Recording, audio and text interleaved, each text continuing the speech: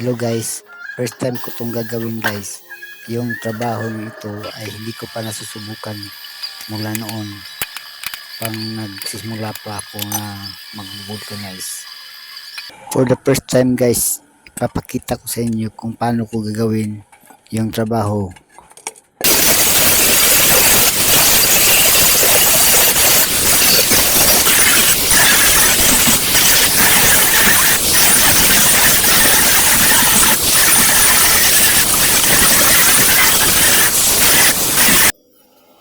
Sabi ko nga kanina guys na first time ko itong gagawin.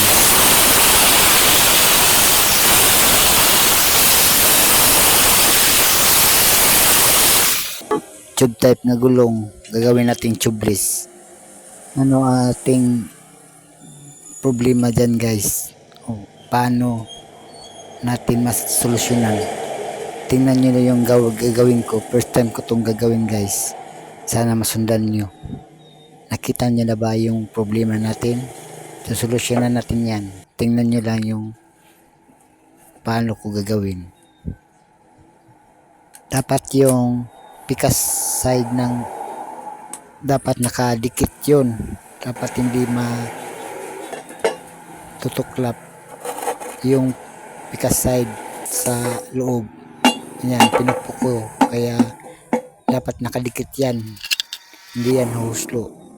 Kasi ito yung dapat nating gawin.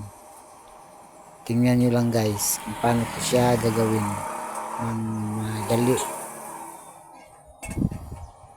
Nang hindi kayo mahihirapan. Yan guys. Tingnan nyo maigi guys.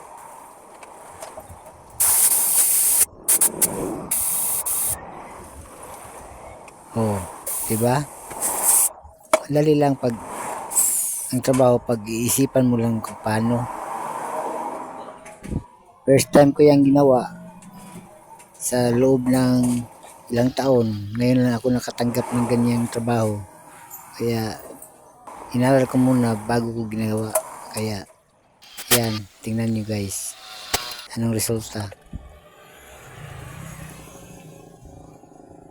Thanks for watching guys. May part 2 to. Tingnan nyo kung paano ko gagawin. Kasi nagpapagawa na naman yung may-ari ulit. Ayan, ginamitan ko ng ganyan.